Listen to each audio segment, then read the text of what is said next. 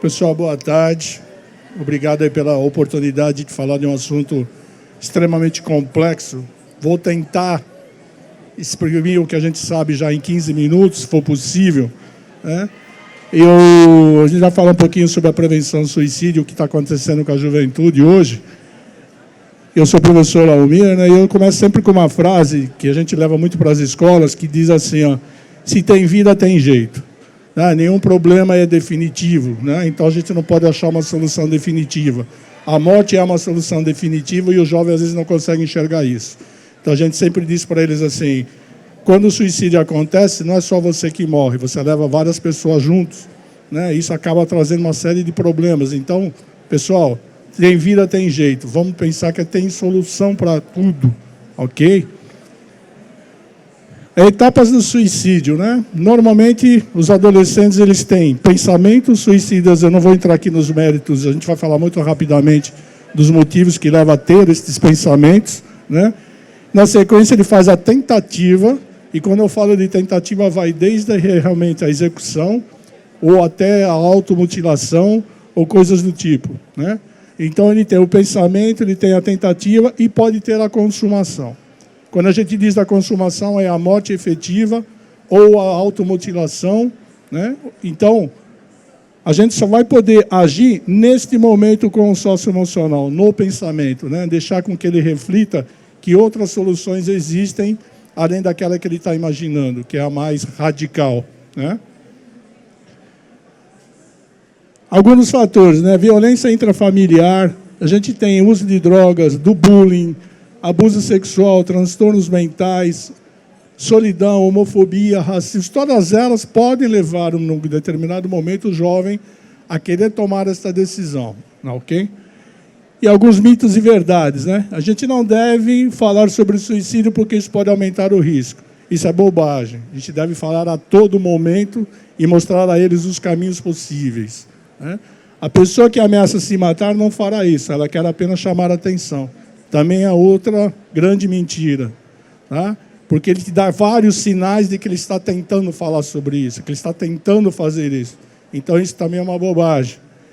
E o suicídio é uma decisão individual, já que cada um tem direito a exercitar o seu livre-arbítrio. Então, a gente sempre coloca assim, né? Você faz parte de uma família, você faz parte de um mundo que precisa de você, né? Então, a decisão de se matar acaba levando outras pessoas a cometer situações que não estão previstas, né? Então, a gente trabalha um pouco, né, dentro do chamado Big Five, né, os traços de personalidade, para a gente, dentro de cada uma delas, que eu também não vou entrar aí nos méritos, que a gente fala depois sobre empatia e coisas assim, né? E hoje já existe, por exemplo, plataformas que nos possibilitam fazer algumas medições em relação a isso, que a própria Scholastic, que faz parte aqui do Hub, depois o Luiz também está aqui, ele vai falar um pouquinho como é que a gente mede um pouco a estabilidade emocional dessas crianças para nos ajudar a fazer a ação mais efetiva, né? Eu vou fazer um convite para vocês, porque normalmente nós, como vamos falar com os jovens, a gente usa ferramentas erradas, ou ferramentas que para eles não fazem sentido, tá? Eu não estou recebendo nada da Balduco, não, mas o filme é interessante, vamos ver. Você tem um som?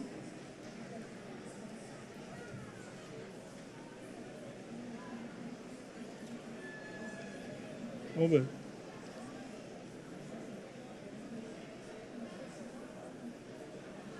Você dá um play para mim, é? Já parou para pensar que seu pai também já foi adolescente?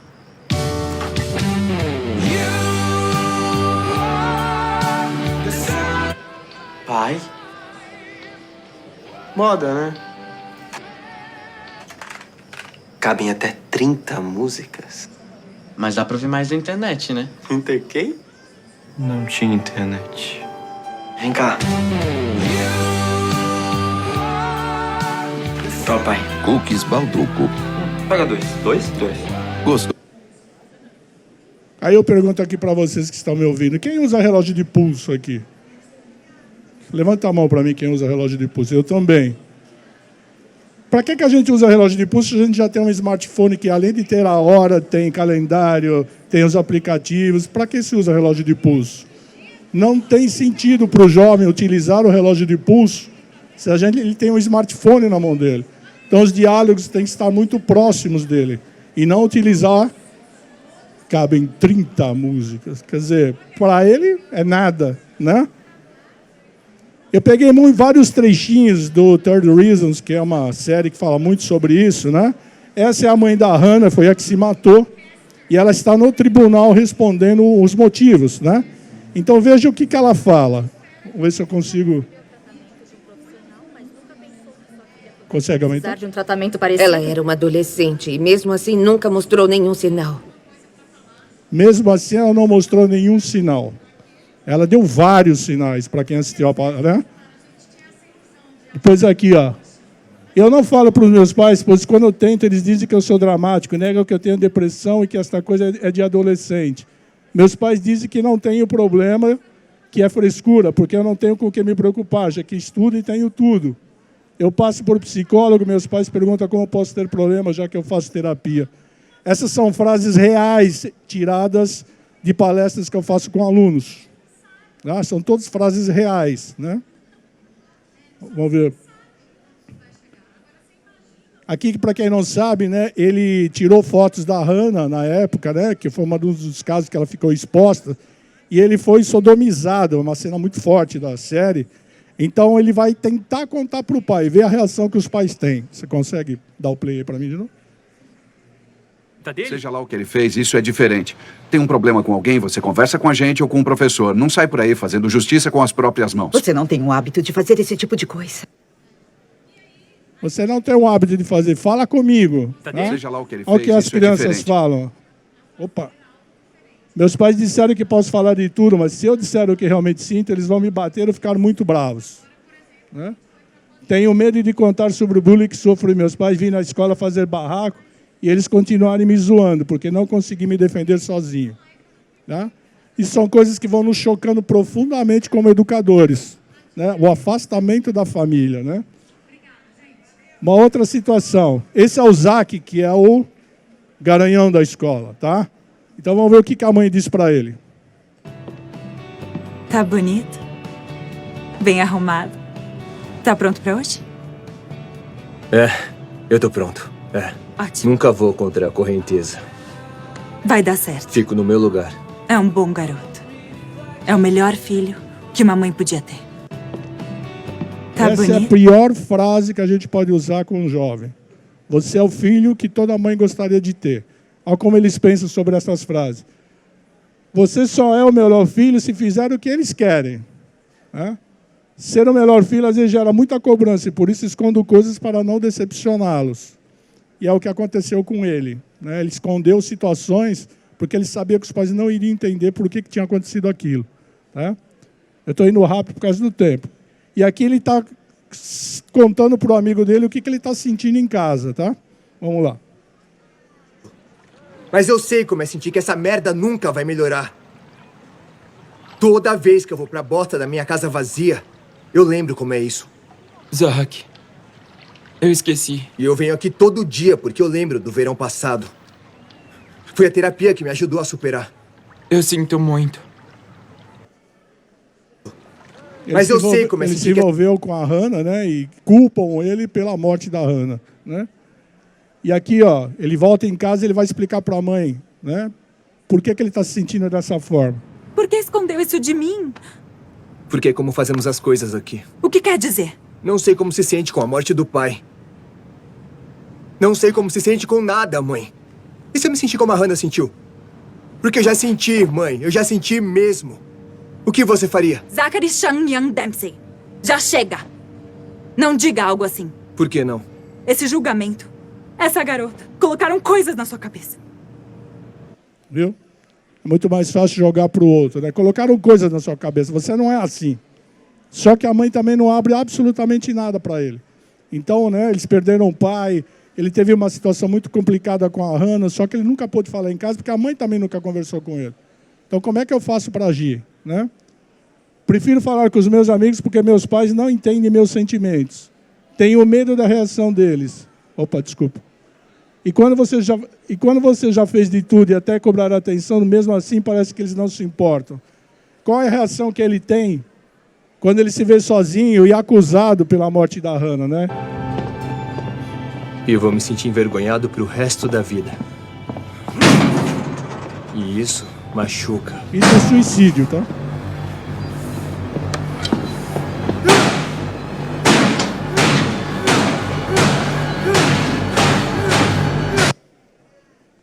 Isso já é uma forma de mostrar que ele está muito próximo de pensar numa ideação suicida, que a gente chama. É muito perigoso, ele já está no extremo dele.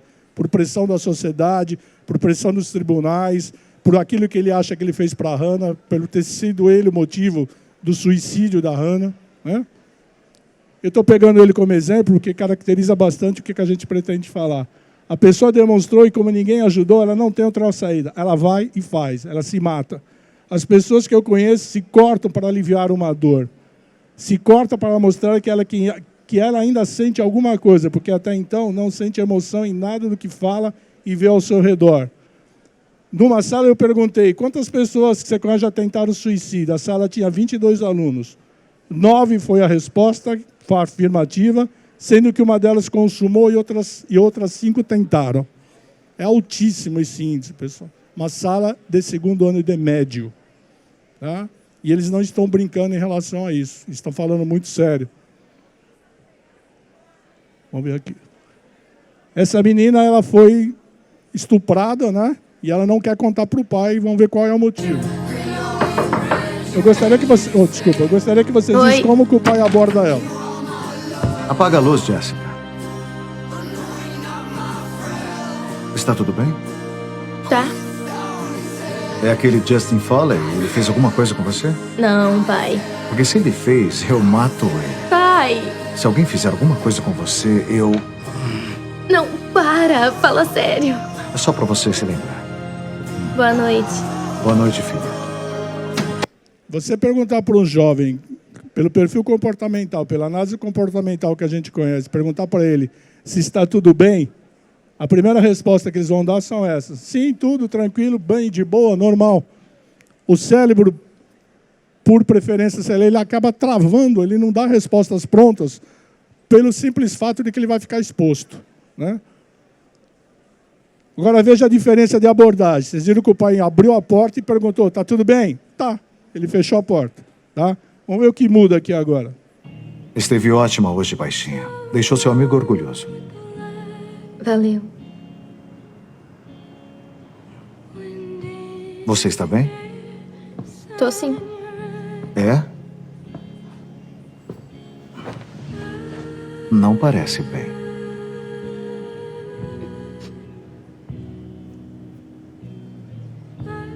Pai.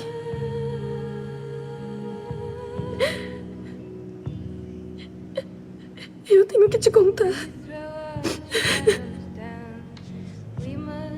Aconteceu uma coisa. O que mudou nessa abordagem? Você viu a preocupação do pai dizer, filha, tá tudo bem? Tá. Ele, peraí, vou sentar do lado dela, colocar a mão nela para dizer, não tá tudo bem. Conta para mim o que está acontecendo. Essa aproximação do pai permite com que o jovem libere aquilo que está escondido dentro dele. Por que ele se automutila? Porque ele diz que a dor no peito é tão intensa que ele quer transferir isso para uma parte física. Ele quer se cortar, as meninas cortam virilha, né? Porque estão sempre de calcinha, difícil para a mãe veja. Os meninos sempre com blusa, porque eles querem se cortar para tirar essa dor do peito. Tá? E olha, na realidade, o que a menina quer. Olha a diferença do pai agora. Oi, filha. Tá tudo bem? Tudo. Eu só... Tava pensando em tentar dormir aqui hoje. Sério? Isso é maravilhoso. Bom, tanto faz.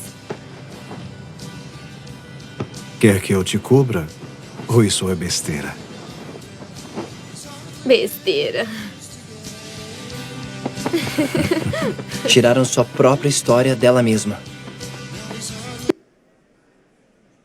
Ah, pai, besteira, não quero que você faça isso comigo, não. Mas você viu a risada dela? Como quer dizer, ele está preocupado comigo. Ele está me dando, porque ele já havia conversado com ela, ele já sabia que ela tinha sido estuprada, como a Hannah foi. Então ele estava muito próximo da menina, ele estava muito atento aos sinais que ela estava emitindo. Então ele fez essa mudança muito fortemente. Tá? Ajudar alguém é você mostrar que se importa com ela o tempo todo. Você acredita que reconhecer os pequenos avanços pode propiciar mais confiança e abertura na relação parental? Essa é uma pergunta que eu deixo para vocês, né? Eu gosto de deixar o final quando ela encontra com a mãe da Hannah, né? O que a mãe da Hannah diz para ela? Opa, desculpa. Você pode ir. Eu acho que se a Hannah tivesse conversado comigo,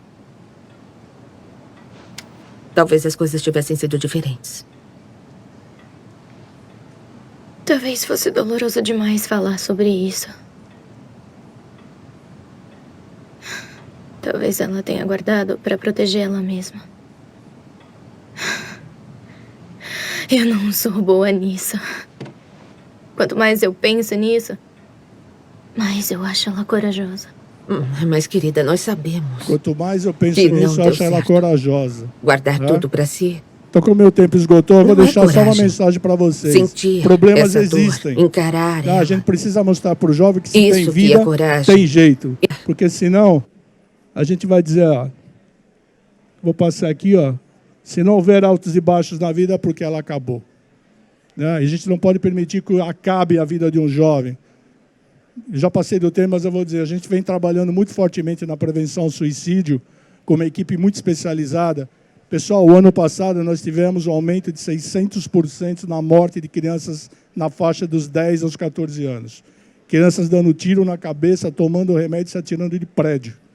Tá? Por depressão profunda, por instabilidade emocional, por instabilidade familiar e por abandono da família em relação a qualquer situação que o aluno tenha de problema.